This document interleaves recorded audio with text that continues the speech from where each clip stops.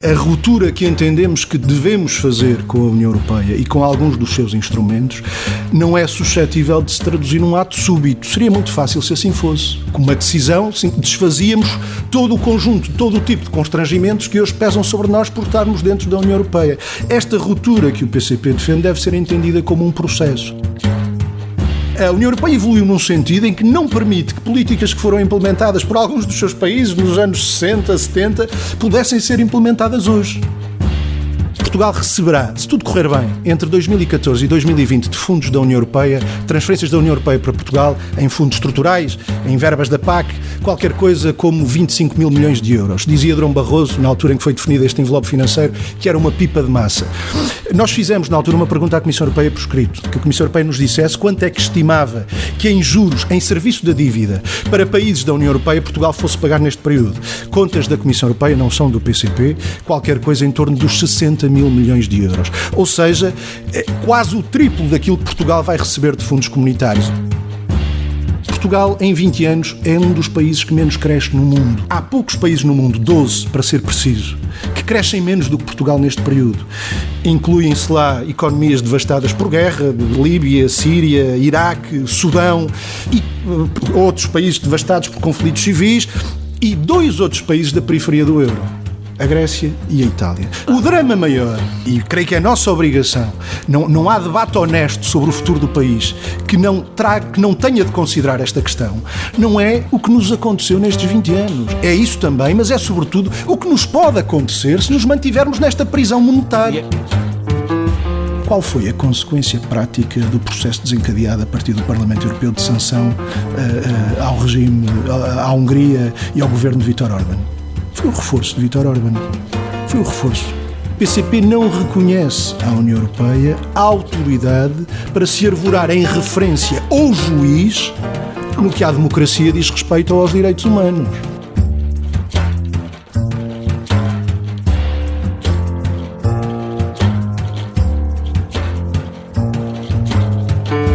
É mais do que uma entrevista, é menos do que um debate.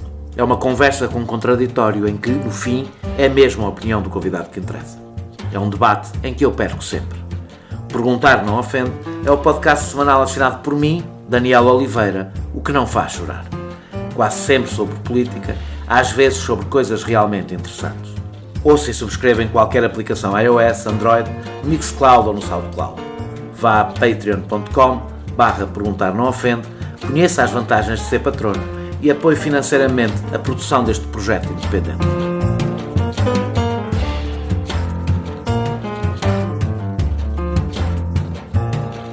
O PCP pode dizer de si próprio que é dos partidos mais coerentes no que toca à União Europeia. Opôs-se à adesão à CEE e, durante anos, perante o enorme desenvolvimento do país, isso teve efeitos políticos negativos para si.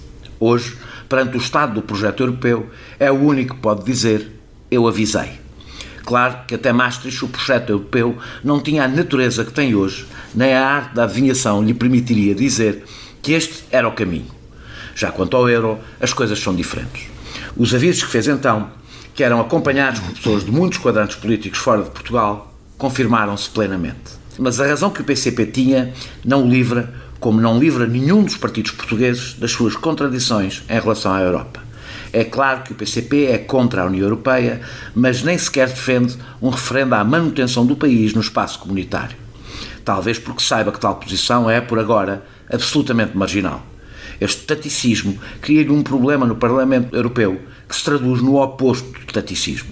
Uma oposição a medidas e propostas que normalmente acharia justas por elas poderem significar um aprofundamento da integração europeia. Ou seja, o PCP não quer estar na Europa e por isso trava qualquer avanço, mas sabe que os portugueses não querem sair dela e por isso não defende qualquer saída. Não é fácil de gerir. Tal como fizemos nas conversas anteriores, com todos os candidatos, é destas contradições que falaremos. Para que se clarifiquem e para que o debate político sobre a Europa não se resuma ao manicaísmo sem qualquer conteúdo do confronto entre europeístas e anti-europeístas. Isto, claro, para quem se dá ao trabalho de discutir a Europa. João Ferreira é eurodeputado e vereador da Câmara Municipal de Lisboa. Também falaremos desta dupla condição. Mas é como cabeça de lista da CDU às eleições europeias que hoje fala comigo. Muito obrigado, João Ferreira, por ter aceitado este meu convite. O PCP sempre foi crítico do projeto europeu e do euro. Pensa que o tempo deu razão aos comunistas? Bom, isso é uma evidência. Mas eu permitir-me contestar alguns dos aspectos dessa... Vai ter a entrevista toda para contestar. Vão estar todas em perguntas. O PCP é crítico da União Europeia, não é crítico de um projeto de integração e de cooperação entre Estados na Europa com cariz diferente daquele que assume a União Europeia. Os processos de integração não são neutros do ponto de vista do seu conteúdo político e ideológico. E a União Europeia constitui uma determinada resposta a uma necessidade e a um desenvolvimento que é objetivo. As economias internacionalizaram-se, as relações de produção internacionalizaram-se, há dinâmicas que objetivamente extravasaram o Estado-nação do ponto de vista da organização do trabalho, da divisão internacional do trabalho, da internacionalização desses processos produtivos, e esta dinâmica objetiva reclama uma integração. Mas a resposta que se dá a essa necessidade pode ter um conteúdo político e ideológico muito diferente. A União Europeia, CE, hoje União Europeia, foi a resposta encontrada pelo grande capital europeu e pelas potências que assumem a defesa desses interesses para moldar essa integração, essa dinâmica a favor dos seus interesses. Essa não é a única resposta possível. Aliás, a União Europeia não foi o primeiro projeto de integração entre Estados na Europa e eu estou convencido que não vai ser o último. O PCP é crítico da União Europeia. O PCP não é crítico da ideia de uma cooperação e de uma integração diferente entre Estados na Europa. Assumo que, se olharmos para Portugal em 1986 e hoje, que o país está mais desenvolvido e que a CE primeiro e a União Europeia depois tiveram um papel nesse desenvolvimento. Mas vamos lá ver, nós não temos o termo de comparação que serviria para essa comparação, que é nós não sabemos o que nos teria acontecido se não tivéssemos dado esse passo em 1986. Portanto, não é propriamente... Qual foi o papel que a CE teve? Mas podemos e devemos fazer um balanço. Eu creio que podemos e devemos fazer um balanço, por exemplo, sobre o que foi o impacto das políticas comuns definidas pela CE nos nossos setores produtivos. Na agricultura, a integração de Portugal na política agrícola comum, muitas vezes, ao contrário do que aconteceu com outros Estados, antecipando prazos, prescindindo de cláusulas de salvaguarda, de derrogações que outros Estados reivindicaram e obtiveram. Os governos portugueses quase sempre prescindiram desses instrumentos de defesa dos nossos setores produtivos e isso antecipou e aprofundou consequências negativas em 20 anos. Em 20 anos de PAC. Se olhar para a construção de infraestruturas, se olhar para a área da ciência, por exemplo. Mas eu quero ir aí. Mas eu quero lhe fazer um balanço. Normalmente tende-se a fazer balanços a preto e branco. E eu acho que nós devemos rejeitar esse tipo de balanços. A complexidade destes 33 anos justifica que nos debrucemos sobre eles com um olhar que vá além da superfície. Nós tivemos um impacto muito significativo nos nossos setores produtivos. Eu estava-lhe a dizer, em 20 anos de PAC, Portugal perdeu qualquer coisa como 500 mil de hectares de superfície agrícola útil, de cultivos e pastagens, viu fecharem 300 mil explorações agrícolas, o déficit agroalimentar aumentou de forma muito significativa, nas pescas houve um processo semelhante, a integração na política de pescas da União Europeia conduziu a um desenvolvimento semelhante, na indústria a mesma coisa, as políticas comerciais da União Europeia e o próprio funcionamento, a lógica de funcionamento do mercado único determinou uma quebra muito grande do contributo da indústria para a riqueza nacional, para o PIB, ou seja, e já vamos ao euro, o país tornou-se mais dependente, o país tornou-se mais dependente do exterior, acentuou um caráter periférico e uma divisão internacional do trabalho que lhe é desfavorável, fixou a sua economia num perfil de especialização assente em baixos salários, em baixa incorporação de conhecimento científico e tecnológico. A outra face disto foram os fundos comunitários, que têm, ao contrário... E algumas regras ambientais que seria improvável existir em Portugal sem a CE. Pelo menos no tempo em que vieram. Provavelmente estaríamos muito mais atrasados desse ponto de vista. Não quer dizer que não fizéssemos o nosso caminho, mas no tempo em que vieram, é verdade que houve esse... Vieram num tempo em que não havia pressão política para isso. Hein? É verdade. Mas no que toca aos fundos comunitários, eu acho que é importante dizer-se isto. Os fundos comunitários não têm, ao contrário da ideia que por vezes têm, não são solidariedade. Eles têm essencialmente uma função de compensação. Isto não é apreciação política, é factual. O sentido com que eles foram concebidos foi de compensar as economias menos desenvolvidas pela integração num processo que, se fundando na livre concorrência, ora, a livre concorrência entre o fraco e o forte, entre o rico e o pobre, já dizia Lacordaire, entre o rico e o pobre, entre o fraco e o forte, é a liberdade que oprime e é a lei que liberta. E essa integração de uma economia menos desenvolvida... E esse era o projeto em 1986, antes de mais? Um dos aspectos que eu queria contestar da introdução é esse, mas eu já lá vou. Não quero deixar de dizer isto todavia. Esses fundos de compensação que tiveram um volume significativo e podemos questionar se foram utilizados como podiam para ajudar o país a desenvolver-se. Na minha opinião, não foram. Os sucessivos governos desaproveitaram muitos desses fundos, mas em todo o caso, eles tinham uma função de compensação que nunca compensou verdadeiramente o outro impacto. E eu creio que temos hoje alguns números, alguns sinais que nos dão bem conta disto. Portugal hoje, aquilo que sai de Portugal em juros, lucros e dividendos para o exterior, e nomeadamente para países da União Europeia, já é superior àquilo que entra vindo de fundos da União Europeia, ou seja, o saldo das transferências da União Europeia para Portugal. Portugal também contribui para o orçamento, recebe mais do que contribui, mas se olharmos para esse saldo, ele já é largamente ultrapassado por aquilo que sai do país em juros, lucros e dividendos. Vou-lhe dar outro número. É uma conta um bocadinho difícil de fazer por uma razão. Nós não sabemos o que é que sairia em lucros, sobretudo em dividendos e em juros e em dívida, etc., se nós estivéssemos Por isso eu disse, não temos esse cenário de comparação. Mas há uma coisa que sabemos, é que a evolução da União Europeia e as políticas da União Europeia, por exemplo, no domínio da liberalização de vários setores de atividade económica, contribuíram para colonizar o nosso mercado interno, para colonizar os nossos setores estratégicos por capital estrangeiro. E na hora de distribuir basta olhar hoje para os nossos setores e empresas estratégicos, estão nas mãos de grupos económicos estrangeiros, o que não pode ser separado da implementação dos programas de liberalização da União Europeia. Isso é tudo verdade. Ora, na hora de distribuir lucros e dividendos, isso é dinheiro que sai do país. Isso é tudo verdade. O facto de não se poder fazer contrafactual tem um pequeno problema. Porque coincidiu com a entrada na CE e na União Europeia, e sobretudo com a entrada no euro, um novo cenário de globalização que não existia em 1986. Sim, mas a União Europeia é um agente ativo dessa globalização. É tudo verdade. O que não quer dizer que Portugal, enquanto país pequeno, fora da CE e da União Europeia, esta é uma pergunta que todos nós temos que nos fazer, apesar de não podermos fazer o contrafactual, há exercícios que podemos fazer. Mas, Daniel, esse reparo tem um pressuposto que é errado, que é a alternativa à integração de um Estado como Portugal, num processo de integração com estas características, um processo de integração capitalista, não é o isolacionismo, não é nenhum tipo de solução autárcica, não é nenhuma autarcia económica. Aliás, se alguma coisa, se algum impacto negativo a União Europeia teve também, foi não contribuir para alargar, mas pelo contrário, estreitar o leque de relações económicas de Portugal. Portugal está hoje extremamente afunilado nas suas relações económicas, em grande medida fruto de constrangimentos que decorrem da União Europeia. Ou seja, Portugal não tem a alternativa a um processo de integração com estas características, não é o cada um por si, não é o isolacionismo, é um projeto de cooperação e de diversificação de relações económicas que vão até para lá do espaço europeu, mas que tenham, obviamente, no espaço europeu um espaço privilegiado de estabelecimento dessas relações. Eu quero ir a essa parte, porque é das partes em que eu contesto a introdução que foi feita, mas quero ainda dizer uma coisa a respeito dos fundos comunitários. Muito rapidamente, Portugal, porque eu creio que estes números são impressivos. Portugal receberá, se tudo correr bem, entre 2014 e 2020 de fundos da União Europeia, transferências da União Europeia para Portugal, em fundos estruturais, em verbas da PAC, qualquer coisa como 25 mil milhões de euros. Dizia Durão Barroso, na altura em que foi definido este envelope financeiro, que era uma pipa de massa.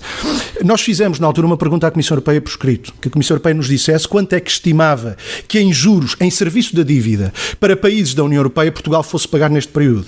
Contas da Comissão Europeia, não são do PCP, qualquer coisa em torno dos 60 mil milhões de euros. Ou seja, quase o triplo daquilo que Portugal vai receber de fundos comunitários. E, portanto, ainda aquela pergunta inicial. Bom, mas isto não foi tudo mau, então e os fundos comunitários? Os fundos comunitários foram uma forma de compensação de impactos negativos que hoje se demonstra ter sido uma parca compensação. Agora, mesmo a própria lógica dos fundos comunitários, e agora vou à pergunta CEE, Maastricht, se isto mudou ou não mudou substancialmente. É verdade que a evolução da União Europeia, a passagem da CEE à União Europeia, o Tratado de Maastricht, significou um salto muito grande no acentuar de um pendor neoliberal que o processo de integração já tinha, mas que lhe é matricial, está inscrito no seu DNA.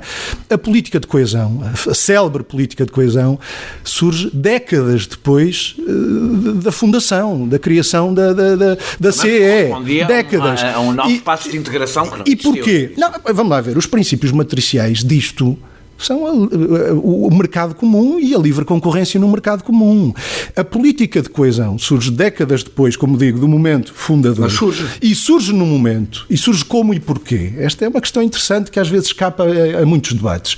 Surge como e porquê? Surge no momento em que a CEE, já em alargamento, já constituída uma periferia, o sul de Itália em grande medida, a Irlanda, algumas zonas de outros países claramente periféricos, em que se sente o tal impacto negativo de um projeto desta natureza, o tal princípio de entre o fraco e o forte, entre o rico e o pobre, é a liberdade que oprime e ela que liberta, ou se quiser, na linguagem que o PCP em tempos utilizou, o tal confronto entre a panela de ferro com a panela de barro, que faz a panela de barro em cacos, ou o confronto entre o peixe graúdo e o peixe miúdo. E é num momento, ainda sem Portugal, mas já com essa periferia em construção, Portugal depois vai alargar essa periferia, em que os impactos da livre concorrência no mercado único são já muito visíveis, do ponto de vista da criação de desigualdades e não da efetivação daquela promessa que nos faziam, que era uma convergência, uma harmonização no progresso.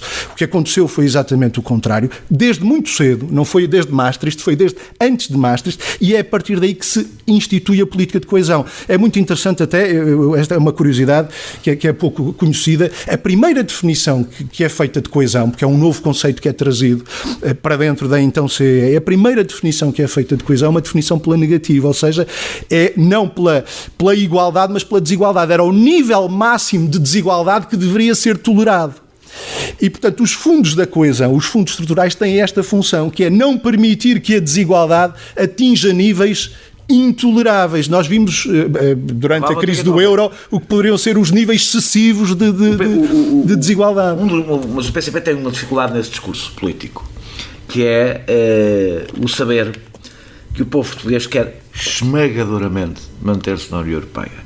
E o PCP não vive com dificuldade nesse... Eu estou convencido que se fizer uma sondagem aos eleitores do PCP, a resposta será esmagadoramente em defesa de manter-se na União Europeia. Mas eu não sei se lhe estou a dar uma novidade, mas o PCP não defende a saída da União Europeia. Não me está a dar uma novidade, mas está a dar, talvez esteja a dar o mote para a grande contradição do PCP. Portanto, o PCP diz que não quer sair da União Europeia, mas a verdade que não tem que sair da União Europeia para as políticas que precisa, imaginando que as políticas do país que precisa são contrárias às imposições da União, e são, praticamente todas. Sim. Isto implica um enfrentamento. Exato. O PCP estaria disponível para assumir os efeitos desse enfrentamento, conhecendo quais foram os efeitos? Não basta ser, se não é proclamativo, se não é meramente proclamativo. Houve um país que começou só no início, a enfrentar a União Europeia. Um país, estamos a falar de um país com o peso de Portugal. Eu creio que, se olhar para as propostas que o PCP tem avançado ao longo destes últimos anos, não é propriamente o PCP que tem que aprender com a lição desse país, com a experiência histórica da Grécia. Somos todos. É verdade. Ela foi útil em certa medida. Somos todos no sentido em que mas essa experiência resulta... teve vários momentos. Estamos a falar da Grécia, sim. E essa experiência teve vários momentos. Teve momentos em que seguramente, espero eu, o PCP tenha sido solidário com a Grécia, foi. Sim. Portanto, teve uma fase de enfrentamento. Quem vai à guerra pode perder. E a Grécia perdeu. E depois podemos dizer se a Grécia traiu ou não traiu. E é evidente que para mim, é evidente que traiu aquilo que tinha dito aos eleitores. A questão é houve um momento em que a Grécia se confrontou com aquilo que o PCP tem que se confrontar, que é a probabilidade de perder é grande e a probabilidade de a única solução ser ou ser derrotado, ou seja, ou as tréguas derrotadas ou a saída da União Europeia se pode impor. E é nisso, ou seja, eu acho que o PCP fala deste assunto não assumindo o que é que significaria esse enfrentamento. O dramatismo que esse enfrentamento poderia ter. A Grécia chegou à situação em que está não foi porque tivesse enfrentado a União Europeia. A Grécia chegou à situação em que está porque se submeteu, na hora da verdade, se submeteu às imposições da União Europeia. Ou por outra, submeteu-se durante muitos anos, com governos da social-democracia e da direita, às receitas da União Europeia. Desse ponto de vista, é o exemplo mais paradigmático do que pode acontecer e, de facto, sucedeu a um país periférico completamente submetido às políticas da União Europeia e à moeda única. E no momento em que é conduzida a uma situação trágica, em que há uma mobilização popular significativa para romper com esse caminho. O governo que tinha optou por não romper e por se submeter a um terceiro memorando da troca. Pelo mesmo problema que o PCP teria em Portugal, não. Que é a esmagadora maioria dos gregos, incluindo a esmagadora maioria da base social de apoio daquele governo, queria tudo, mas havia uma coisa que não queria: sair da União Europeia e sair do euro. Ou seja, as condições políticas não são diferentes aos confrontos políticos, como sabe melhor do que Vamos lá ver uma coisa. Salvaguardadas as devidas distâncias, eu acho que... Eu quero falar de Portugal. Podemos retirar ilações úteis da experiência grega, mas apesar de tudo, tendo presente que não devemos fazer transposições mecânicas das realidades de um país para o outro. Agora, o confronto que defendemos com a União Europeia, e é verdade, o PCP não defende uma saída da União Europeia neste sentido. A ruptura que entendemos que devemos fazer com a União Europeia e com alguns dos seus instrumentos não é suscetível de se traduzir num ato súbito. Seria muito fácil se assim fosse.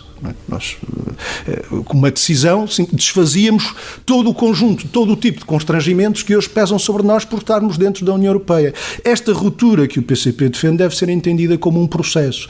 É no desenvolvimento... Tem o objetivo de ir um dia a sair da União Europeia. É no desenvolvimento e na implementação. Tem o objetivo, no plano nacional, de implementar uma política que resolva os problemas nacionais, que eleve significativamente as condições de vida da generalidade da população, que melhore os rendimentos, sobretudo dos trabalhadores, que reforce serviços públicos, que reforce a produção nacional, os setores produtivos nacionais. Isso passa por um dia não estar nesta União Europeia. E passa no plano europeu pela construção de novas formas de cooperação na Europa entre Estados soberanos que estão nos seus objetivos, nos seus conteúdos, nas formas que assumem esses processos de cooperação, nos antípodas do que é a União Europeia. Passa por não estar nesta União Europeia. Passa por outro projeto de cooperação entre Estados na Europa. Sim. Que está nos antípodas do que é na União Europeia. Não é o PCP. Podemos falar nisso. Não é o PCP nem Portugal que define quais não, mas pode contribuir para isso. Pode. A minha pergunta é... Para a implementação da política que defendemos em Portugal, eu creio que é aí que vai a sua pergunta e eu não quero deixar de responder. Para a implementação da política que defendemos em Portugal, em traços muito sumários, reforçar a produção nacional, fortalecer a produção nacional. A única maneira que temos de dever menos é produzindo mais. E com isso criando riqueza, criando outras e melhores condições de distribuição dessa riqueza, criando emprego, melhorar o funcionamento dos serviços públicos, financiá-los devidamente, melhorar, valorizar o trabalho e os trabalhadores. Estes são princípios que no seu desenvolvimento inevitavelmente vão chocar com orientações, com políticas, com determinações da União Europeia, sobretudo tendo em conta o sentido em que a União Europeia evoluiu nestes últimos anos. As formas que esse confronto vai assumir, o tempo dirá, e a implementação dessas políticas. O país não deve deixar nesse processo de procurar convergências com países em situação e com interesses que possam convergir connosco, ainda que conjunturalmente. A União Europeia sempre foi, apesar de ter esta característica, o processo de integração sempre foi fruto de uma negociação permanente. Negociação em que as regras contam alguma coisa, mas conta sobretudo a vontade de um povo e de um país ganho para defender os seus interesses e os seus direitos. Na realidade conta sobretudo o peso relativo de cada Estado. Não é? Sim. Por isso é que a Grécia perdeu, não é? Mas não apenas. Um povo ganho para defender... A Grécia... Eu não queria transformar este debate num debate sobre a Grécia, mas acho que há uma razoável... Acho uma razoável injustiça que se comete em relação aos gregos e ao governo grego, acho uma razoável injustiça, porque na realidade foi o primeiro país a tentar fazer um confronto. E digamos que há da plateia muitos apupos, perdeu. Sim, mas submeteu-se. Não, mas submeteu porque se submeteu. Eu por acaso acho que se submeteu porque perdeu. Não, porque se submeteu. Há um erro que cometeram, que tiveram 6 meses a negociar, a pagar a dívida e a não receber dinheiro. Quando chegaram ao momento da hora da verdade, não tinham qualquer condição de vencer aquela batalha. Bom, isso não... discordo. Eu discordo, aí discordo. O primeiro-ministro grego dizia o Banco Central Europeu tem nas mãos a corda que temos ao pescoço. Sim. E havia uma solução, que era ou tirar a corda do pescoço ou permitir que o Banco Central Europeu puxasse essa corda ou submeter-se a toda a chantagem que lhe foi imposta para que não puxassem a corda. Mas havia a opção de retirar a corda do pescoço, pura e simplesmente. Não sei se... Foi uma opção que o governo grego não quis seguir. Convirá, e agora aqui justiça seja feita ao PCP, que desse ponto de vista avançou já há anos, do ponto de vista da proposta política, manteve uma aliança com um partido que defendeu a abstenção no referendo, sobre aquele assunto. Deixa-me dizer isto. Justiça seja feita que o PCP, do ponto de vista da proposta política e das soluções, que avança, e avançou já há alguns anos, e até podemos dizer que no quadro partidário nacional é o único partido que o fez, até este momento, avançou com as soluções para que o país, confrontado eventualmente um dia com uma situação semelhante àquela que vimos na Grécia, não tivesse o mesmo destino e pudesse tomar nas suas mãos um destino diferente, não de submissão, mas de afirmação da soberania nacional e do desenvolvimento de uma política contrária em tudo àquilo que se fez na Grécia. Não de privatização do que restavam de empresas públicas, não de degradação de salários e de pensões, mas pelo contrário de recuperação de salários e de pensões, de recuperação do controle sobre empresas públicas e setores estratégicos da economia, orientando-as para o desenvolvimento da economia. Aqui? Que a estratégia do Partido Socialista de não enfrentamento acabou por ser mais bem sucedida que a estratégia de enfrentamento na Grécia. É aquilo que lhes podem dizer, e os factos, infelizmente ou felizmente, pouco interessa. Seria assim se o país hoje não tivéssemos confrontados com níveis de investimento que há 7 anos não repõem o desgaste de capital fixo. Temos um aparelho produtivo a obsolescer. Sim, mas a solução não é nem o que faz o governo do PS em Portugal, nem o que fez o governo grego, que desse ponto de vista, aliás, não é por acaso que António Costa já veio dizer que no Conselho Europeu há uma aliança que o inclui a ele e que vai da Grécia à Alemanha, não é? Que vai metendo no mesmo arco Angela Merkel e Tsipras. Portanto, desse ponto de vista, convergem mais do que aquilo que se possa pensar.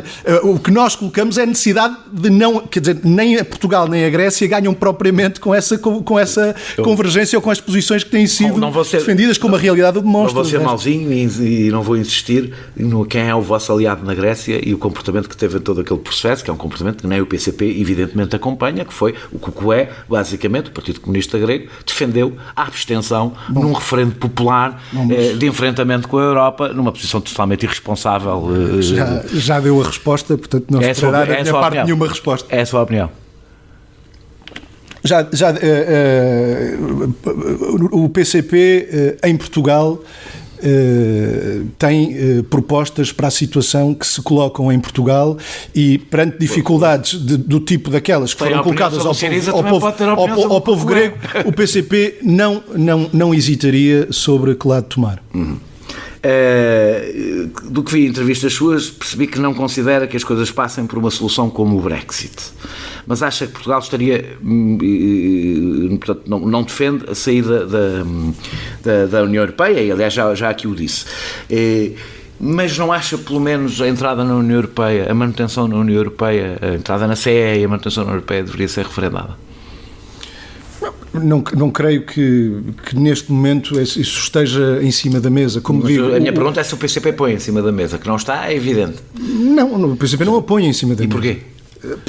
Por aquilo que lhe disse há pouco, a necessidade de ruptura com políticas e com imposições da União Europeia não é algo suscetível de se traduzir num ato súbito. Uma saída, saímos hoje, amanhã está tudo bem. É um processo e esse processo passa neste momento por implementar em Portugal e defender no plano do Parlamento Europeu caminhos diferentes daqueles que têm vindo a ser seguidos.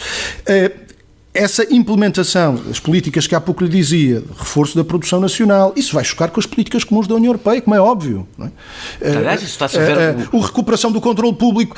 A União Europeia evoluiu de tal forma... O programa de Jeremy Corbyn nem mais. Bate em frente... E estamos a falar de um partido da social-democracia, eventualmente estando à esquerda da social-democracia europeia, um pouco mais à esquerda, do que é a oposição natural da social-democracia europeia. Eu não sei se o PCP apresenta um programa tão de ruptura como Jeremy Corbyn. O PCP defende o controle público sobre setores estratégicos, aliás, como Jeremy Corbyn, também defende alguns setores estratégicos, defende a utilização da por exemplo, o programa trabalhista em Inglaterra é um bom exemplo de como um programa já da social-democracia de esquerda, o PCP já tem um programa de social-democracia, se confronta com as regras da União Europeia. Não era possível hoje. A evolução da União Europeia foi de tal forma que hoje a implementação na União Europeia de políticas que foram adotadas no pós-guerra por vários países europeus capitalistas, de constituição de setores empresariais públicos fortes, dinâmicos, eram pura e simplesmente não permitidas essas políticas.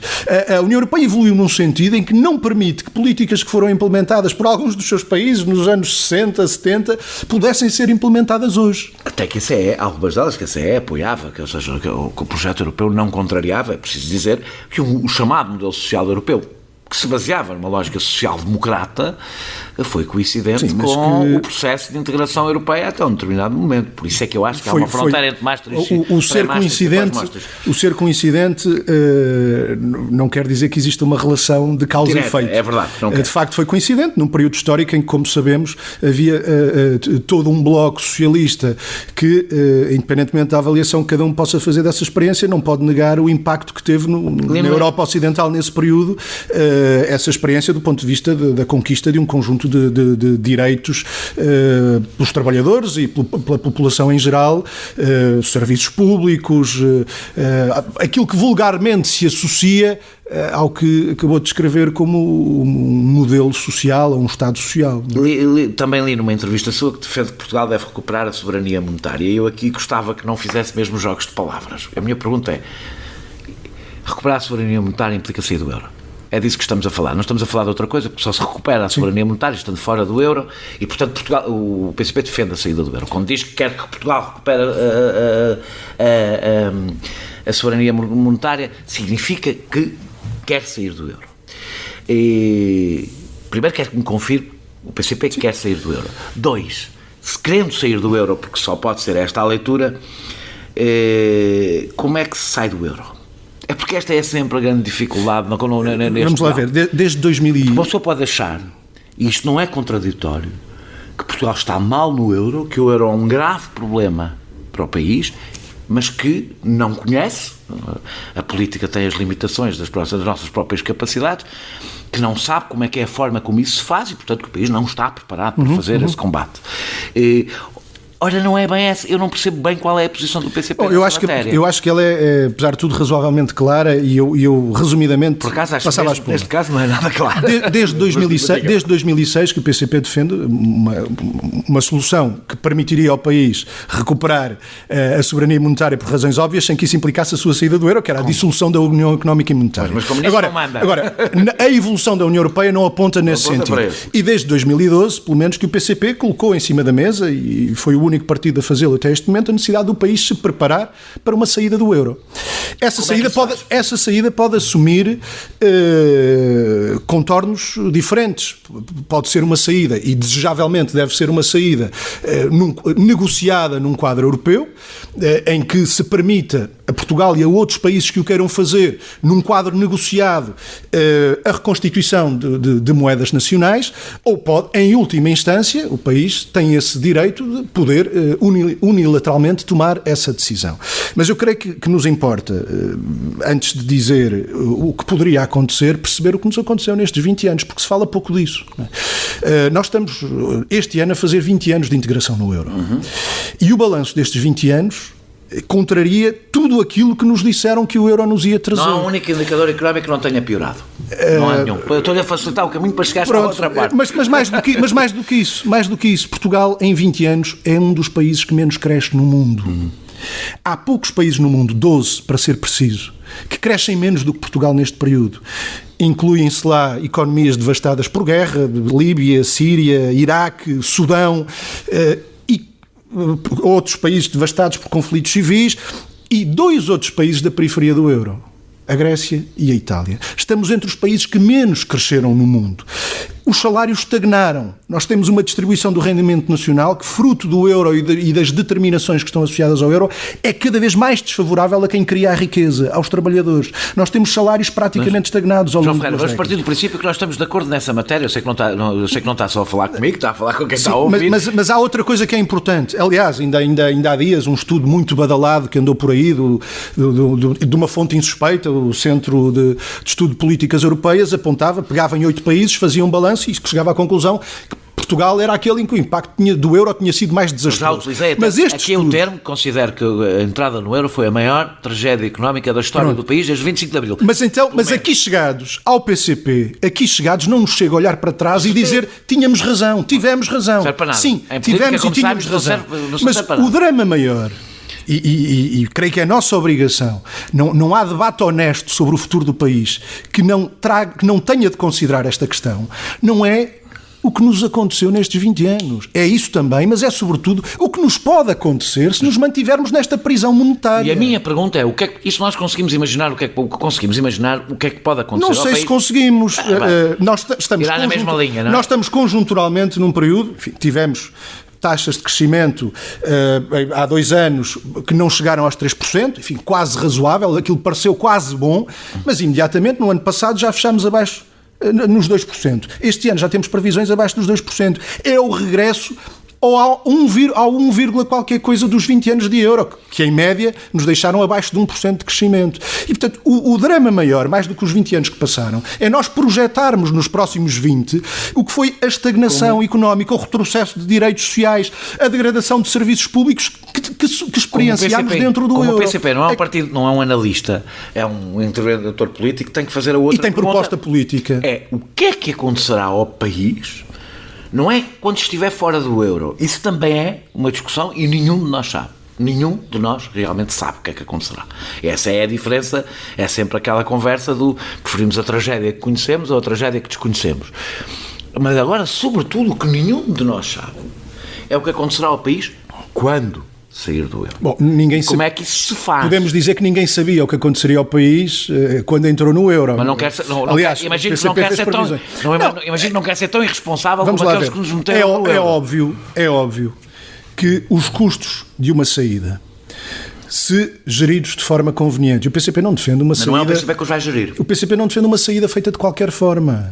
O PCP defende uma saída com condições. Isto é um aspecto importante.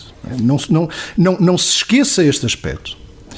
O PCP defende a recuperação da soberania monetária, o que pode exigir essa saída, mas deve ser feita com condições. O que quer dizer que se devem verificar um conjunto de condições para que desde logo, ser um processo convenientemente preparado. Um processo que se faz. Sabe que uma saída de moeda não tem um problema de não se preparar, não se pode anunciar, não se anuncia.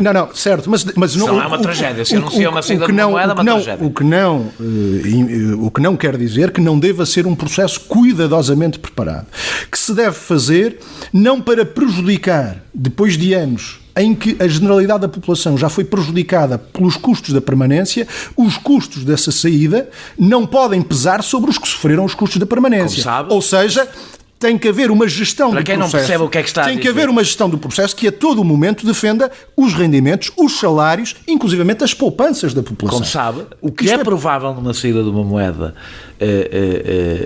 outra condição... Quem paga a grande fatura da saída de moeda são as classes populares. Mas é exatamente essa... Exatamente por isso é que há esta condição. É que tem que ser um processo conduzido para defender os rendimentos, os níveis de vida e as poupanças da população. No imediato e para a prazo curto, os elevar. não é para manter este caminho de progressiva degradação desses padrões de vida. Nós temos de, no processo, defender rendimentos, salários, poupanças da generalidade da população. Se alguém pode pagar os custos que são transitórios e sempre menores do que os custos de uma permanência, se alguém os deve pagar, são quem beneficiou com o euro durante estes 20 anos, e defendendo a população que deve estar ganha para o processo. E esta é outra condição. Antecipa essa condição. Esta é importante. Já fala nós dessa. Estamos a falar de um passo. Estamos a falar de um passo em que a população tem de estar ganha para esse processo. Agora, não hajam ilusões, não se faz uma saída do euro contra a vontade da maioria da população. Através de patreon.com/perguntar não ofende, pode apoiar diretamente a produção deste projeto independente. Uma coisa que me espanta, no discurso sobre, eu conheço as minhas posições sobre o euro, já as tomei muitas vezes, e no entanto eu chego a um momento em que travo e o João Ferreira não trava, que é exatamente, tem a ver com isto. Eu não posso olhar para a Europa e olhar para as condições, utilizando uma linguagem que o PCP costuma utilizar, subjetivas e objetivas que existem na Europa, para que mudem as condições para que o projeto europeu seja uma outra coisa. E eu olho e digo, não, meus amigos, não há nenhum sinal mínimo, lá ao fundo que seja, que isto vai seguir um caminho diferente, que é a avaliação que o PCP faz, e correta. Depois olho para o país e o país é uma página em branco. Deixa-me só, é para perceber a minha questão. Ou seja, o que o PCP está a dizer é que Portugal deve sair do euro se o PCP governar. E se tiver, aliás, maioria absoluta, ou talvez uma aliança com o Bloco. Não, isso é uma... Não, porque o que está a dizer é que Portugal devia sair com o euro em tais condições que são tão ou mais improváveis do que as condições da União Europeia mudar, a haver condições para a União Europeia ser uma outra coisa. E por isso é que eu acho que a defesa da saída do euro é uma posição retórica. Não é. É uma posição retórica, que o PCP não acredita que todas essas condições alguma vez vão existir neste país, com as características que o país tem, o que significa que o PCP na realidade não defende a saída do euro. Em última instância, para a construção do projeto de sociedade que o PCP defende, nós temos de ganhar amplíssimas franjas da população que não estão ganhas para esse objetivo também, embora a gente entenda que o projeto seja objetivamente do seu interesse. Mas até lá, o PCP não se comporta como se fosse... Até lá nós fazemos essa mobilização, lutamos por essa mobilização. Eu devolvo a pergunta. Sim. Então, e aqueles que se posicionam dessa forma, isto é péssimo. Estes anos foram péssimos. Certo. Isto não tem saída. O futuro só pode ser pior. Certo. Então, e o que é que propõem? É manter-nos aqui. É manter-nos amarrados a esse futuro que só pode ser pior. E fazendo os combates que se podem fazer nas condições objetivas. E não é outra coisa que o PCP propõe. É exatamente isso. Eu, por acaso, acho que o PCP é exatamente isso. Não é há muita coisa. Não, essa é uma ideia feita que se tem e que não corresponde à verdade. O PCP tem desse ponto de vista, e eu não queria afunilar aqui o debate no euro, porque o euro está longe de ser o único constrangimento que pesa sobre nós, fruto da União Europeia. Mas é um constrangimento que se destaca. Mas eu não quero deixar de responder a isto. É para que não se fique com essa ideia que só libertos desse constrangimento é que podemos fazer alguma coisa diferente. Não podemos, inclusivamente neste momento. O governo atual, o governo do PS, podia estar a seguir uma política diferente, com a margem de manobra que tem, diferente daquela que está a seguir. Nós podíamos estar a seguir uma trajetória de redução da dívida no produto, na riqueza do país, não à custa do crescimento económico, mas graças ao crescimento económico. Nós podíamos estar a aproveitar os saldos, os excedentes primários positivos que temos para investimento, para a criação de emprego, para a criação de riqueza. O que é que isto implicava? Acabo já. O que é que isto implicava? Implicava, não era a saída do euro, implicava confrontar trajetórias que a Comissão Europeia definiu para a nossa redução da dívida, que o PS não está disposto a confrontar. Não implicava sequer não reduzir essa dívida num horizonte temporal médio. Isso é possível de se fazer, mas graças ao crescimento económico, trazendo com isso uma melhoria das condições de vida da generalidade da população e não limitando as possibilidades dessa melhoria das condições de vida e não à custa do crescimento económico. Não quero desenvolver esta matéria agora, porque senão não consigo ir aos outros pontos, mas o Partido Socialista acabou por ficar com um certo ponto aqui, dizendo, nós seguindo estas regras todas conseguimos melhorar as condições de vida dos portugueses. As condições de vida dos portugues melhoraram nestes 4 anos e espero que se o PCP fizer uma avaliação diferente... Eu acho que há 3 lições que podemos tirar deste... Num minuto. Há 3 lições que podemos tirar. Sim. De facto, a situação melhorou em Portugal e as condições de vida melhoraram. Fruto de medidas que o PS nunca teria implementado por si só, não estava no seu programa, fruto da intervenção, nomeadamente do PCP, mas que confrontaram imposições da União Europeia. Não nos esqueçamos da novela das sanções. Mas parece que foi possível. Pronto. Ora bem. Ou seja, o que avançámos foi contra a União Europeia. Primeira lição. Segunda lição. O que não avançámos foi porque não se foi mais longe nesse confronto. Terceira lição. Se queremos ir mais longe, se queremos avançar mais, temos de levar mais longe esse confronto. Esta é a mensagem que a CDU transmite nestas eleições. Podíamos ter uma quarta lição, que há um equilíbrio até para conseguir alguma coisa, ou seja, se nós conseguimos uma coisa por ir mais longe, não quer dizer que se formos mais longe conseguimos mais, porque há um momento em que podemos deixar de conseguir, não é? Ou seja, a coisa pode ter o efeito oposto, não é? Portanto, mas a questão são os objetivos. O Partido Socialista defende, basicamente, dizendo que encontrou nestas circunstâncias o equilíbrio perfeito que lhe permitiu fazer mais coisas. Aliás, é verdade, há uma coisa que é verdade. Hoje, o orçamento de 2018 é um orçamento mais expansionista do que o de 2016, é verdade, e, no entanto, sendo mais expansionista, teve mais facilidade de passar na Europa que teve o de 2016, exatamente porque Portugal conseguiu a sua credibilidade, etc. Mas nós estamos pelo 7º ano consecutivo, insisto nesta ideia, com um investimento que não cobre o desgaste de capital fixo. O aparelho produtivo está a obsolescer. E, portanto, não há maneira de termos serviços públicos decentes, termos infraestruturas que permitam o desenvolvimento do país, de reforçarmos a produção nacional, mantendo as limitações que o PS impõe à sua própria ação política. Eu queria falar da falta de pragmatismo do PCP nestas matérias. Outra injustiça. Mas agora vou dar exemplos. João Ferreira votou contra a taxa sobre transações financeiras e contra o imposto sobre os serviços digitais dirigidos a empresas como a Google, por exemplo. Como é que pode defender esta posição?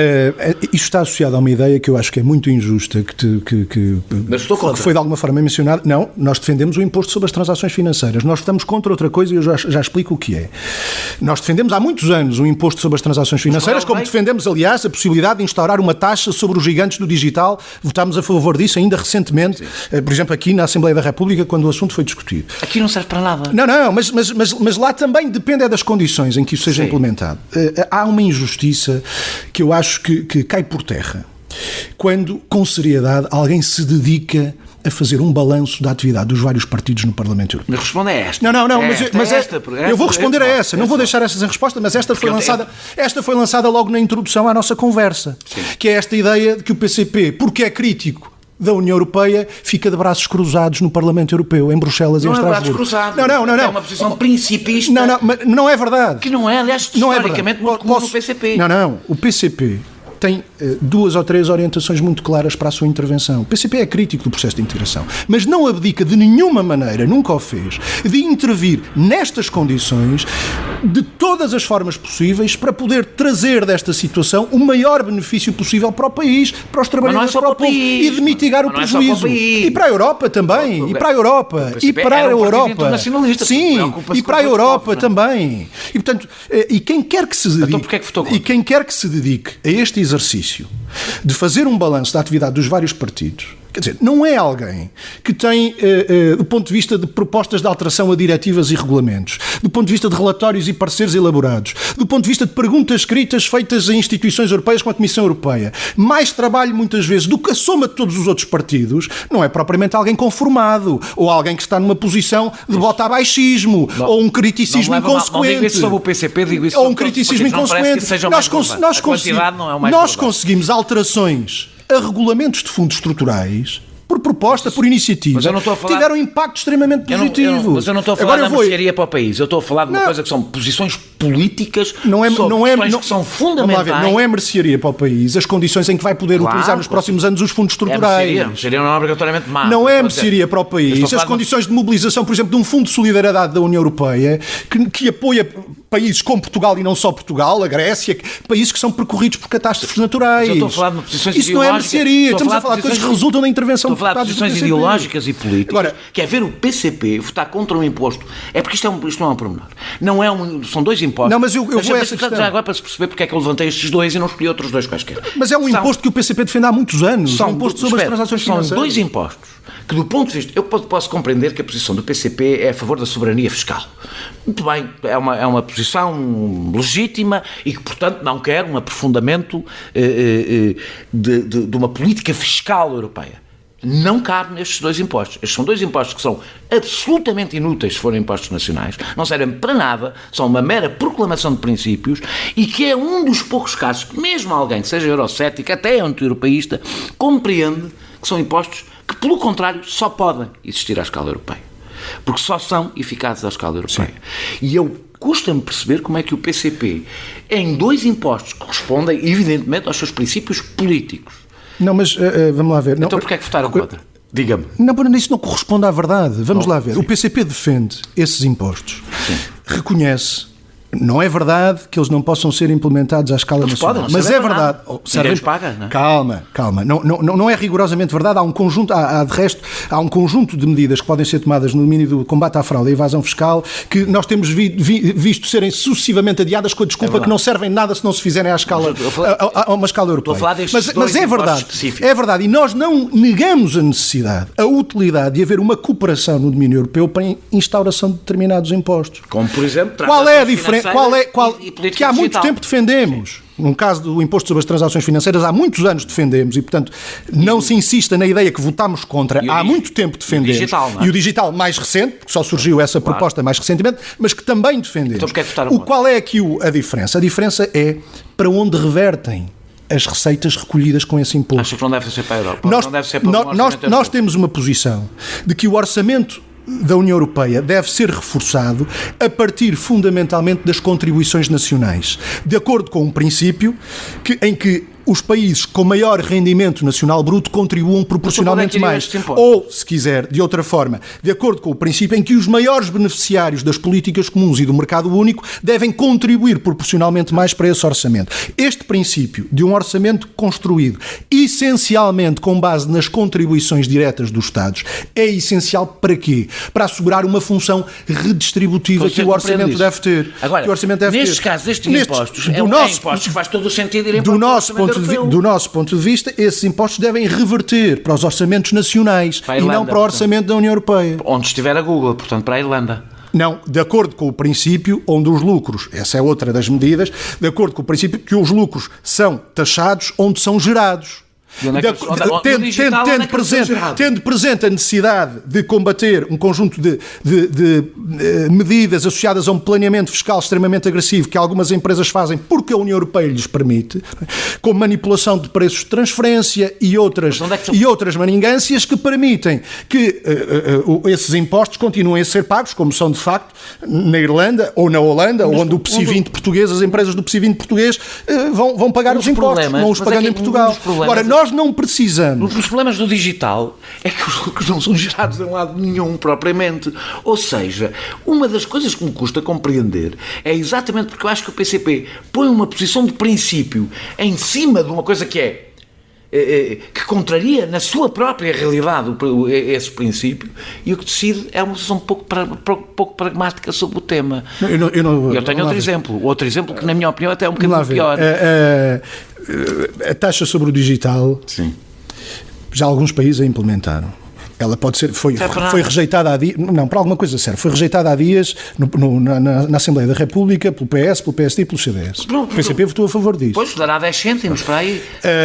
Porque vão para outros sítios, ou seja, não é a mesma coisa que deslocar uma empresa, não é a mesma coisa como nós percebemos. A grande diferença do digital é que é imaterial, grande parte do que faz. Mas é indiferente onde está. Mas vamos lá ver, mas nós não somos contra, pelo contrário, a que se estabeleçam formas de cooperação à escala europeia que permitam a instituição desses impostos com maior eficácia. A questão é que também não se cria aqui, vamos lá ver, está-se aqui a criar uma ilusão de que isso alguma vez vai acontecer. Não há uma ilusão, mais uma vez, onde o combate existe, o combate nós tivemos uma unanimidade no Conselho há dias, sim, para rejeitar a aprovação de uma lista de paraísos fiscais. Era só aprovar a lista. Pois, também, mas permitiria aos países, aprovada essa lista, permitiria aos países tomar medidas como, por exemplo, reter na fonte transferências suspeitas de ir para essas jurisdições. E o Conselho, o governo português incluído, o governo do PS, votou contra a elaboração dessa lista de paraísos fiscais. O PCP votou contra as sanções ao regime de Vítor Orbán. O PCP tornou-se mais anti-europeísta do que antifascista. Não, o PCP, como nenhuma outra força no Parlamento Europeu, não é como outros que procura, na hora em que o assunto é mais mediatizado, um afastamento de circunstância. O PCP denunciou durante... Sim, por caso... de esquerda, não é? Não, por acaso estava a pensar precisamente nos outros de direita que convivem dentro do mesmo grupo político. É isso que eu estou a dizer. Convivem os partidos de esquerda estiveram do mesmo lado que o PCP contra convivem no mesmo grupo político. Mas o PCP, há muito tempo, que alertou, que, mesmo quando o assunto ainda estava longe da atenção mediática, que criticou, denunciou a escalada fascisante em curso em países como a Hungria. Eu não estou a lançar aqui a suspeita de simpatia do PCP. Eu perguntei, aliás, a minha pergunta é bastante clara. Se o PCP se tornou mais anti-europeísta do que antifascista, eu não ponho em causa que o PCP seja antifascista. Em primeiro lugar... A questão é, qual foi a questão mais relevante que leva ao PCP, para seguramente grande espanto da esmagadora maioria dos eleitores do PCP, votar contra sanções? Contra a Vítor Orbán. Em primeiro lugar, o rótulo de europeísta ou de anti-europeísta é seu. Percebeu o que eu quis dizer com a sim, mas faço questão de sublinhar que não embarcamos. Eu tenho alguma liberdade. Não embarcamos nesse tipo de caracterizações. Agora, vamos ser claros. Para já o PCP não defende sanções, recusa em qualquer circunstância sanções contra Estados que se repercutem na população. Mas de uma forma ou de outra. De uma forma ou de outra. Depois... O PCP foi a favor das sanções contra a África do Sul, o PCP há de ser a favor de sanções contra Israel. O PCP votou no Parlamento Europeu contra todo o tipo de sanções impostas pela União Europeia a países, que não foi apenas esse exemplo, existem variedíssimos outros exemplos, que se repercutem negativamente sobre a população. Agora vamos ao que interessa. Qual foi a consequência prática do processo desencadeado a partir do Parlamento Europeu de sanção ao regime, à Hungria e ao governo de Vítor Orbán? Foi o reforço de Vítor Orbán. Foi o reforço. Sim. E isto é um dado objetivo. Não podemos concluir, mas... Agora... o PCP aceita que pode haver regimes não democráticos dentro da União Europeia? Ou seja... o PCP, há outra coisa que eventualmente nos divide. É que de outras forças, é que o PCP não reconhece à União Europeia a autoridade para se arvorar em referência ao juiz no que à democracia diz respeito aos direitos humanos. Porquê? A União Europeia, se outros exemplos não tivéssemos, olhemos para a intervenção que a União Europeia teve em Portugal há não muitos anos. Sim. Para o que foram os atropelos sucessivos a elementares regras democráticas, à Constituição da República Portuguesa, do ponto de vista dos direitos humanos, o que significou essa intervenção num espezinhar de um conjunto de elementares direitos da população em Portugal e noutros países. Portanto, nós não reconhecemos a União Europeia. Mas neste caso, quando foi a votação, vocês são a União Europeia. Ou seja, a votação foi no Parlamento Europeu, votada pelos eleitos, pelas pessoas que foram eleitas pelos cidadãos europeus, pelos cidadãos dos vários países, onde o PCP está incluído. Portanto, a posição... O PCP não dava à União Europeia qualquer poder. O PCP decidia que... A minha pergunta... Eu fiz uma pergunta que tem a ver com isto. Nós estamos na União Europeia. É um espaço em que estamos. É um facto que estamos. Podíamos não estar, mas estamos. Sim. E a minha pergunta é se queremos estar num espaço... Se queremos fazer da União Europeia juiz em matéria de democracia ou não. Se reconhecemos à União Europeia essa autoridade para se arvorar em juiz em matéria de democracia ou não. É uma autoridade que tem. Que qualquer aliança, aliás, tem. Que é decidir quais são as condições para fazer parte dela. E... Se o PCP acha que deve ser condição... Não era isso que estava em causa naquela votação. Como sabemos... Aliás, o que estava em causa naquela votação, se calhar é incómodo, mas olhemos às consequências. Olhemos às consequências. De que resultou aquelas medidas? Enfraqueceram ou reforçaram Vítor Orbán? Sabe o que é que... Não, mas agora... Reforçaram. Mas reforçaram... Qualquer... Então, é pior. O PCP... Então, a pergunta era injusta nesse sentido. Não era difícil adivinhar que isso acontecesse. Mas é que há um problema... Até por essa razão, o PCP rejeitou embarcar naquela encenação. Há um problema que ultrapassa a Hungria. Que é, o que é que significa para o resto dos países da União Europeia o sinal que se dá ao permitir que um país que hoje não é uma democracia seja um par entre si. Não sei se estarei a dar alguma novidade, mas a extrema-direita neste momento está no governo, ou muito próximo disso, em qualquer coisa como uma dezena de países da União Europeia. Não tem a ver com estar no governo. Em qualquer coisa como uma dezena de países da União Europeia. Tem a ver com um país onde há milícia, onde a comunicação social foi controlada. O partido de Viktor Orbán é membro do Partido Popular Europeu ainda. Como está num processo, está suspenso e está num processo de averiguações que, ó surpresa das surpresas, vai durar até depois das eleições. Sim. E temos todos uma incerteza tremenda sobre o que virá a seguir às eleições. Podiam ter, há tantos anos, podiam já ter desencadeado este processo antes das eleições e concluído esse processo. Surpresa das surpresas. Não se refugir nas contradições da direita, porque eu acho que há aqui uma contradição do PCP. Mas o que eu quero dizer é que a União Europeia convive bem com a extrema-direita e já agora a extrema-direita também tem demonstrado conviver bem com a União Europeia. Isso depende dos países. Sim, veja-se o caso em Itália, veja-se a própria evolução das posições que tem a Frente Nacional em França, que a partir de posições muito críticas, quando chegam ao governo ou se aproximam do governo, mudam rapidamente as posições e ao mesmo tempo a União Europeia, quer dizer, não tem tido propriamente problemas de conviver com essas forças. Aliás, basta a gente olhar para comunicados que têm saído do Conselho Europeu, aprovados por unanimidade, que têm a assinatura de Orbán como tem a assinatura de António Costa, por exemplo, sobre questões como as migrações. Ou olhemos para o acordo que a União Europeia propôs ao Reino Unido, a James Cameron, para não sair da União Europeia, e veja-se o que ali estava, para percebermos que estão ali impregnadas muitas das concessões das visões da extrema-direita naquele acordo. E, portanto, não se cria esta ideia de um caso isolado, quando o problema é bem mais grave do que esse. O problema é que, de facto, a União Europeia está a demonstrar conviver bem com estas forças e, num certo sentido, está até a estender-lhes o tapete. Num certo sentido, podemos partir desta votação que o PCP, apesar de todas as críticas que fez, evidentemente, e que faz a Viktor Orbán, também parece viver relativamente bem. Não. Pelo contrário, pode partir do princípio que o PCP não o quis reforçar. Porque todos os que votaram a favor disso, objetivamente, independentemente da sua vontade, objetivamente contribuíram para esse reforço. Como nós sabemos, PCP, todos os confrontos... O PCP anda cá há muitos anos e nisto vê longe. E o PCP não quis contribuir, não quis participar numa encenação que a vida veio a demonstrar. Na altura, se o disséssemos, podiam dizer são especulações. Mas a vida veio a comprová-lo, só serviu para o reforçar. E, portanto, se alguma conclusão pode tirar, tira esta. O PCP não quis contribuir para reforçar o regime de Orbán, como outros contribuíram, objetivamente, independentemente da sua vontade ou motivações. Como nós sabemos, todos os confrontos podem começar por reforçar o adversário. Isso faz parte da lógica da luta, que depois... Sim, mas que não existam dúvidas nenhumas sobre a oposição do PCP. Não tenho dúvidas sobre esse tipo de caminhos. O PCP defendeu com a saída... Agora, não temos é que branquear a União Europeia de caminho à crítica a esses regimes. O PCP defendeu com a saída do Reino Unido, Portugal deveria ter 23 deputados.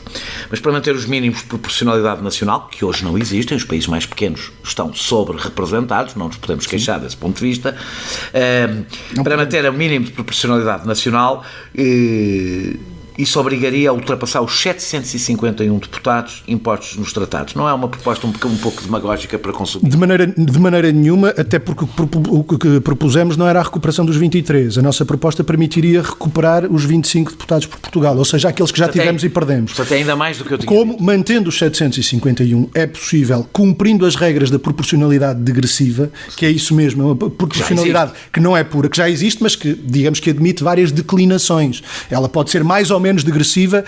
A única coisa que o Tratado diz a esse respeito é que a distribuição é feita de acordo com a proporcionalidade degressiva. Agora, não há uma proporcionalidade degressiva. Existem várias. E é uma opção. Até pode ser todos terem os mesmos deputados, não é? O mesmo número de deputados. No limite. Mas é um Senado, não é um Parlamento. Mas aquilo que a possibilidade que existe é, até compensando um desequilíbrio de poder que existe no Conselho, que prejudica sobretudo países como Portugal, países médios, compensar no Parlamento Europeu, dentro desses princípios da proporcionalidade degressiva, esses mesmos países que perderam deputados em anteriores alargamentos. Era possível, e nós demonstrámos-lo na altura, no quadro da manutenção dos 751 deputados, que os países que perderam deputados, como Portugal, em anteriores alargamentos, os recuperassem todos, e não apenas alguns, como vai acontecer, infelizmente, com o apoio da generalidade dos partidos portugueses representados no Parlamento Europeu. Foi o PS, o PSD e o CDS, também o Bloco de Esquerda, num dado momento, deu o seu apoio a isso. Era possível, mantendo os 751, e portanto não optando por esta redução de 40 e tal deputados, tendo em vista a futura constituição de uma lista transnacional, se não se reduzissem estes deputados, Portugal poderia, como aconteceu com 14 outros países, com a maioria deles, 14 outros, sobretudo grandes, não é? A França vai recuperar, a Itália vai ganhar deputados, a Espanha vai ganhar deputados, a Polónia vai ganhar deputados, são sobretudo grandes, a Holanda vai ganhar deputados, vários médios ganham deputados e Portugal não recupera um único daqueles que perderam. O PCP está no GUE. E, portanto, não, insisto, a proposta não só não foi demagógica, como na altura foi demonstrada com contas que fizemos na altura que ela era execuível. Agora, outros, para disfarçarem a opção política que fizeram de aceitar uma decisão prejudicial a Portugal, embrulharam-na nesse embrulho da demagogia. Agora, convenhamos que é algo que habitualmente não se pode associar ao PCP. O PCP está no GUE. O que é que afasta o PCP do Bloco, que também está no GUE? O PCP é crítico do euro, mas não quer sair igual. O Bloco também é crítico do euro e não quer sair. São críticos desta União Europeia, mas querem continuar nela, igual. O PCP e o Bloco são os dois críticos da União Europeia e querem continuar nela. Exatamente o que é que afasta de substancial os dois partidos nesta... O PCP tem um posicionamento... Há uma coisa que parece afastar tão pouco, até estão no mesmo grupo, no mesmo grupo europeu. O PCP tem um posicionamento político a que a vida tem vindo a dar razão, que é determinado por uma inegável coerência de posições. São os eleitores. Do ponto de vista da evolução da situação, e que vai ao encontro de muitas das posições, alertas, previsões que o PCP fez. E é que é pautado por uma coerência de posições independentemente da conjuntura, digamos assim. São posições que são determinadas por aspectos estruturais. Em política, a conjuntura de nós movemos sempre dentro de uma conjuntura. Sim. Mas se não no caso de um processo de integração como a União Europeia, se nós não atentamos aos aspectos estruturais, aos objetivos, à natureza do processo em si mesma, corremos o risco de, com a evolução da conjuntura, tropeçar nos próprios pés. Estarmos hoje a dizer uma coisa diferente da que dizíamos há alguns anos, só porque a conjuntura mudou, correndo o risco de, com uma nova mudança de conjuntura, nos estarmos a desdizer outra vez. E o PCP, a apreciação que faz, é sustentada sobretudo numa apreciação de caráter estrutural à natureza do processo de integração. E isso tem determinado a nossa ação. Acho que é uma posição mais determinada pela conjuntura. Aliás, o Bloco há não muito tempo colocava, digamos ali nos anos duros da irrupção da crise, colocava em cima da mesa dirigentes, falavam abertamente da necessidade do país se preparar para uma saída do euro. Hoje ouvimos dirigentes e candidatos do Bloco dizer que isso nunca foi equacionado. Não é um...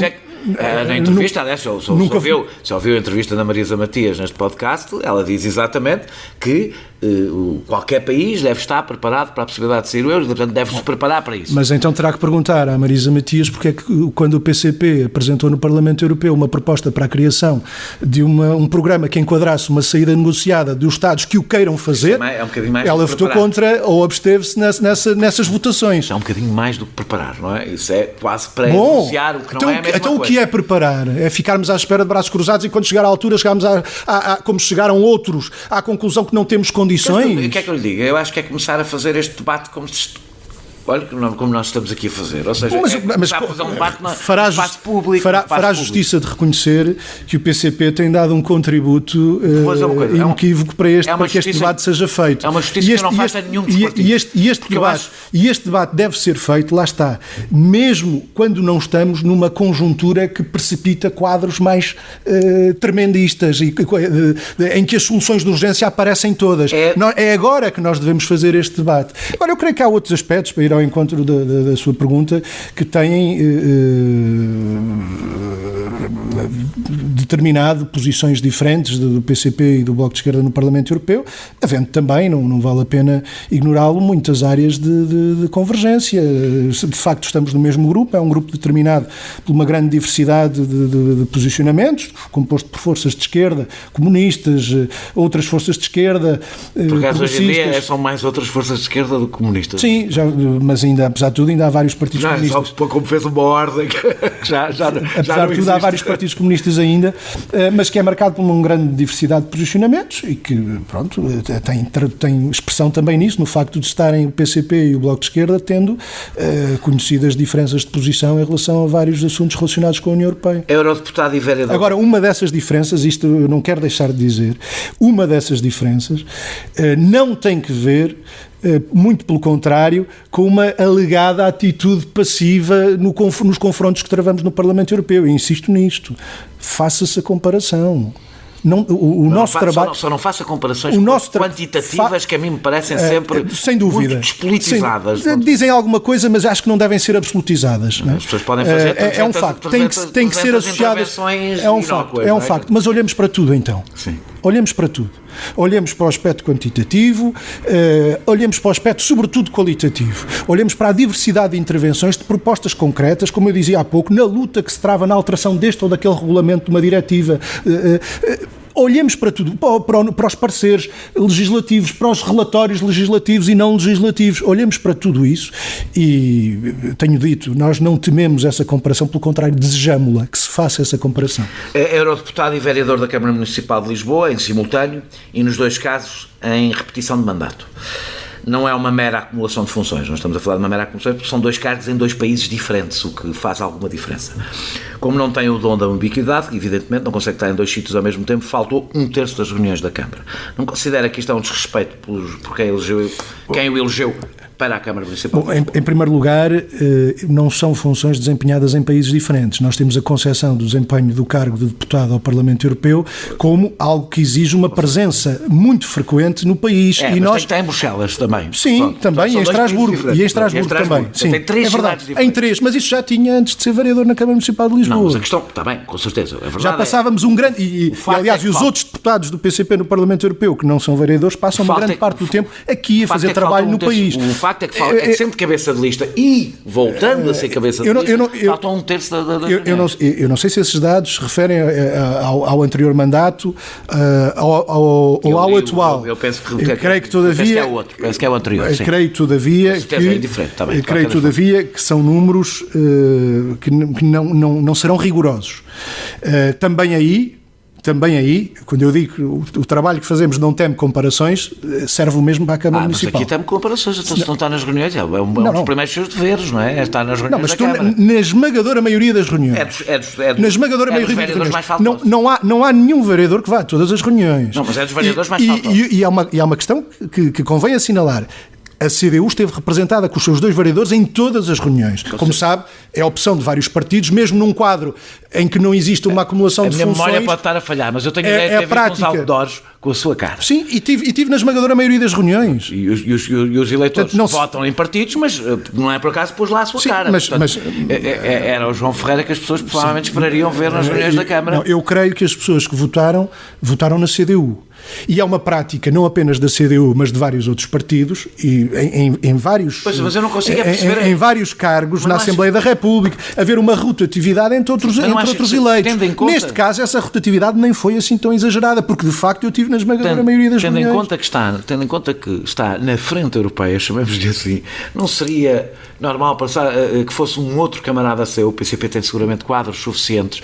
O candidato à Câmara Municipal de Lisboa para poder foi assim totalmente e a tempo inteiro a função de vereador. Um vereador na Câmara Municipal de Lisboa estou a falar do ponto de vista político. Só está a tempo inteiro não, mas esta é uma questão relevante. Um vereador na Câmara Municipal de Lisboa só está a tempo inteiro quando tem pelouros. Eu sei. Quando não tem pelouros tem de compatibilizar a sua vida como vereador com uma vida profissional. Os vereadores sem pelouros não recebem salário da Câmara. Até desse ponto de vista, sejam funcionários do PCP. E até desse ponto de vista é difícil para qualquer vereador que tenha a sua atividade profissional e que não recebe salário da Câmara, estar presente em todas as reuniões, e por isso digo, não aconteceu com nenhum estar presente em todas as reuniões. Não é? Mas, como eu lhe disse, no meu caso, é uma acumulação. Não sei. Tenho dúvidas que assim seja. Do que eu consegui dos que não têm pelouro. Eu só não quero gerar. Vamos lá ver. Nós não podemos comparar vereadores com pelouro com vereadores sem pelouro. O vereador com pelouro recebe salário, está ali a tempo inteiro. O vereador sem pelouro não recebe salário da Câmara Municipal. Como sabe também, o vereador com pelouro tem uma característica: tem trabalho da Câmara para fazer, que muitas vezes impede, pode impedir ir a uma reunião. Portanto, pode dizer, eu continuo a trabalhar para a Câmara. No caso, quando o João Ferreira falta, quando o João Ferreira também falta, posso dizer não a é mesma trabalho coisa. para a Câmara que está para fazer. Está a fazer trabalho para outro sítio. Daniel, fiz na semana passada uma pergunta escrita à Comissão Europeia, na minha qualidade de deputado ao Parlamento Europeu, sobre uma decisão da Comissão Europeia que tem um impacto em Lisboa, nomeadamente no acesso gratuito ao Castelo de São Jorge. Um exemplo de uma iniciativa que tomei num determinado plano, mas que evidencia que em determinados aspectos até pode resultar desta acumulação uma relação de benefício para o desempenho de ambas. Que resultado é que corresponderá a uma vitória da CDU nas próximas eleições europeias? Eu penso que um reforço da CDU corresponderá aos nossos objetivos e, mais do que isso, corresponderá a uma necessidade objetiva com que o país e o povo português estão confrontados, que é a necessidade de avançarmos. Não reeleger os 3 eurodeputados não é uma vitória? Foi um resultado, foi o maior resultado que o PCP teve até hoje nas europeias. Não sei se foi o maior. Temos de eleição de eurodeputados, penso que foi, mas não quero. Não, já tínhamos tido 3 deputados, é verdade, não tínhamos há muitos anos. E havia mais, mas já tínhamos Portugal elegia mais eurodeputados nessa altura, portanto, eleger 3 era mais fácil do que é agora. Sim. Acha que não eleger os 3 é... Nós estamos a bater para reforçar a CDU. Até para ter 4 ou 5. A minha pergunta é, se acha que terão uma derrota se não elegerem? Não creio que se possa dizer isso. Nós estamos a trabalhar para reforçar a CDU. Esse reforço pode assumir, como sabe, expressões muito diversas. Não é? A distribuição de mandatos não depende apenas do número de votos que se tem. Não é? Depende de outras circunstâncias que não controlamos por inteiro. Portanto, um reforço pode significar mais votos, pode significar mais percentagem, pode significar mais mandatos. Idealmente, significará isto tudo. Vamos ver. Imagina secretário-geral do PCP? Não. Muito obrigado por ter aceitado este convite. Nós regressamos para a semana com outro convidado. Este podcast é produzido por João Martins, a música é de Mário Lajinha e a ilustração de Vera Tavares.